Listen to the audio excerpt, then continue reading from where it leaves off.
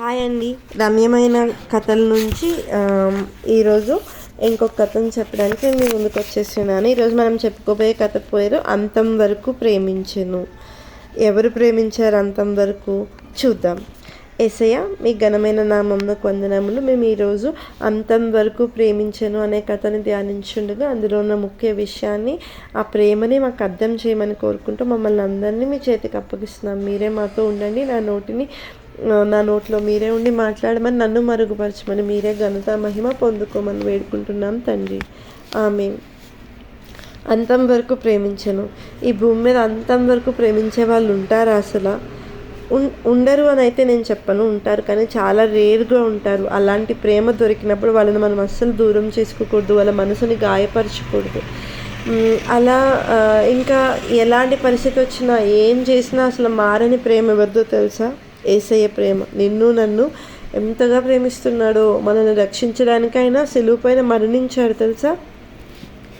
అయితే ఇప్పుడు ఈ కథలో చూద్దాం. అయితే అడవిలో 2 జింకలు ఉన్నాయి. వాటికి బాగా దాహం వేస్తుందన్నమాట.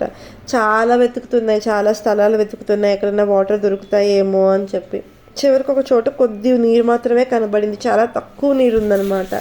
అది ఒక్కరి దాహం మాత్రమే తీరుస్తుంది. అయితే అవేమనుకున్నాయి, ఆడజింక అనుకుంది మగ జింక తాగితే చాలని ఆడదనుకుంది.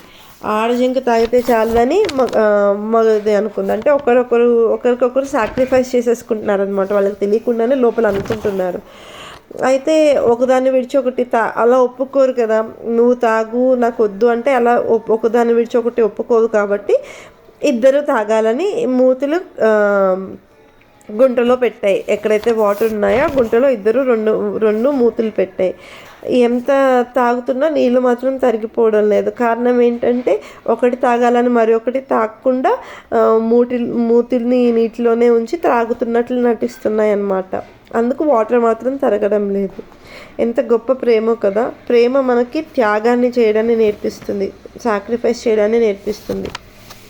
అలాగే ఇంకొక కథ చూసుకుంటే, అంటే ఇంకొక చిన్న ఉదాహరణ చూసుకుంటే, భార్యాభర్తలు ఇద్దరు రైలు పట్టాలని క్రాస్ చేస్తూ అడ్డంగా నడుస్తున్నారనమాట. అంటే ట్రాక్స్ మీదుగా నడుస్తున్నారు. అలా నడుస్తుండగా భార్య కాలు ఏమైంది, పట్టాలకు దాని కింద ఉన్న చెక్కకు మధ్య చిక్కుకుపోయింది. ఆమె కాలు తీటుకు భర్త చాలా ప్రయత్నిస్తున్నారు, శక్తి కొద్ది ప్రయత్నించారు, కానీ సాధ్యపడలేదు. అంతలో రైలు బండి వేగంగా రావడం చూసిన భార్య, ఏమండి మీరైనా తప్పించుకోండి అని బతిమాలిందనమాట. అయితే భర్త కదలకుండా ఆమెని కప్పుకొని నిలబడ్డాడు, అంటే ఆమెనే పట్టుకొని నిలబడ్డాడు. అప్పుడు డార్లింగ్ నేను ఎల్లప్పుడూ నీతో ఉండగోర్చున్నానని గట్టిగా చెప్పాడు. ఇద్దరు ఒకే సమయాన చనిపోయారు. సో ఇవి భూమి మీద జరిగే ప్రేమలు. ఇవి చిన్న చిన్న ఉదాహరణలే. వీటిని మించి ఉంటుంది మన యేసయ్య ప్రేమ. అది ఎలా అంటే అసలు మనం చీదరించుకున్న, తిట్టిన, కోప్పడిన, ఆయన నిర్లక్ష్యం చేసిన, ఏం చేసినా ఆయన మనల్ని ప్రేమిస్తూనే ఉంటారు. మన కోసం ఆయన సిలువ మీద మరణించారు, రక్తాన్ని చిందించారు, మనకి రక్షణ ఇవ్వడానికి, చీకటిలో ఉన్న మన వెలుగులోనికి నడిపించడానికి ఆయన తన జీవితాన్ని అర్పించేశారనమాట. మన అందరి కోసం తన జీవితాన్ని అర్పించేశారు. మనమైతే ఆయనకి ఏ మంచి చేయలేదు. ఇప్పుడు ఈ భార్యాభర్తలు ఉన్నారు, ఒకరికొకరు సహాయం చేసుకుంటూ ఉండొచ్చు, ఒకరికొకరు సపోర్ట్ ఇచ్చుకుంటూ ఉండొచ్చు. అందుకే ఒకరు లేకుండా ఒకరు ఉండలేరు. జింకలు కూడా అంతే. కానీ దేవునికి మన వైపు నుంచి ఏం సపోర్ట్ లేదు.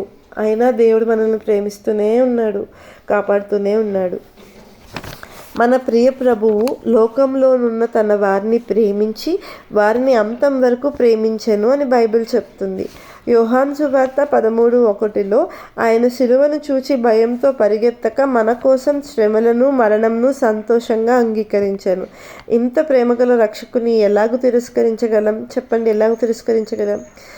ఇప్పుడు ఒక క్రాస్ని చూపించి, ఇప్పుడు నీకు దీని మీద ఎక్కిస్తారు, నేను చంపేస్తాము, వీళ్ళందరి కోసం నువ్వు చచ్చిపోవాలంటే అమ్మో నేనా అని పారిపోతాం కదా.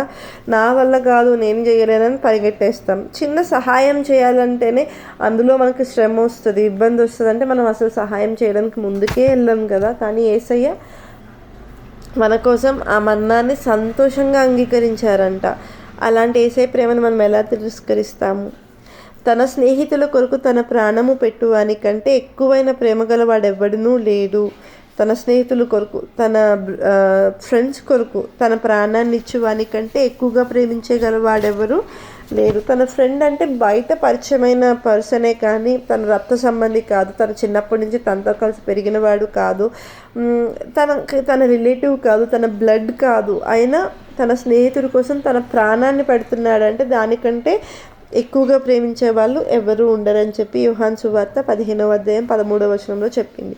ఇప్పుడు ఇక్కడ యేసయ్య మనందరినీ స్నేహితులుగా భావించారు, మన కోసం ఆయన ప్రాణాన్ని పెట్టారు. కాబట్టి యేసయ్య ప్రేమ కంటే ఎక్కువగా ప్రేమించే వాళ్ళు ఎవ్వరూ ఉండరు. అట్టి యేసయ్యని మనం అస్సలు తిరస్కరించకూడదు. మన సొంత రక్షకునిగా అంగీకరించాలి, మన స్నేహితునిగా అంగీకరించాలి, ఆయనతో మన సమస్యల్ని పంచుకోవాలి, మనం ఆయనతో రోజు చర్చించాలి.